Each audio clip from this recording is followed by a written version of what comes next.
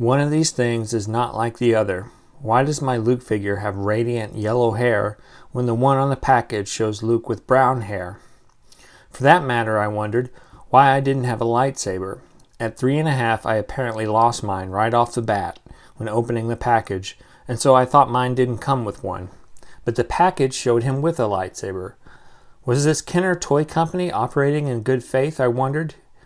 This was my first encounter with something that seemed like false advertising, and it frustrated me, but it also piqued my interest. Even as children, our minds are concerned with representation and form. Having the Star Wars world in miniature gave us the power to inhabit the characters and recreate the world. It would not do to simply imagine Star Wars out of thin air. Physical objects into which you could project yourself were required. But this magic was to some extent based on the realism of the objects, and a Luke figure with blazing yellow hair was not up to my standards even as a 4-year-old. So I wanted the brown-haired Luke Bespin and Luke Farm Boy. This was about realism, but perhaps it was also about unanswered desire, simply wanting something precisely because you don't have it. With the Star Wars toy line, we first learned to be consumers, desiring objects, those little plastic figures, that we thought we could not be complete without. I can remember staring at the card backs and rifling through rows of figures on the pegs looking for Luke Skywalkers, only to find Bespin security guards or Bib Fortunas. Alas, I never did find a Luke with brown hair, and consequently wondered if it really existed or was a figment of my imagination.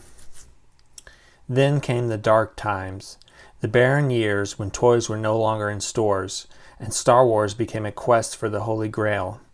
Could it be found at a yard sale? Could there be toys squirreled away in a stockroom at KB Toy Store somewhere? But they were seldom, if ever, found. Around 1990, things changed. There was an article my local paper happened to carry about a man who purportedly had the largest collection of Superman memorabilia, and in passing it mentioned a collector's publication called Toy Shop Magazine. Did it have Star Wars toys too, I wondered? I first had to go to Walden Books at the mall to see if they could get this publication. A week or so later, with Toy Shop Magazine in hand, access to the secondary market opened up to me for the first time. My dreams of Star Wars figures were listed there, printed in little black and white letters.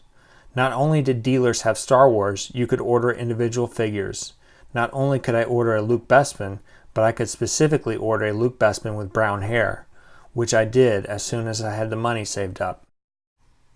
I can still remember the excitement when the UPS truck rumbled down our driveway and delivered my package containing the Luke Bespin I bought. It had both brown hair and the lightsaber that I had lost. During this time, I also came to appreciate the wonderful packaging Star Wars toys came in and began leaving my toys intact on the card or in the box. Time went on and milestones of life were passed. On a number of occasions I would set down the collecting hobby, only to pick it back up again. Collecting Star Wars was always there for me when I needed it, and now my strange little obsession has been rewarded. The money I put into my Star Wars collection is not only still there, it has increased exponentially.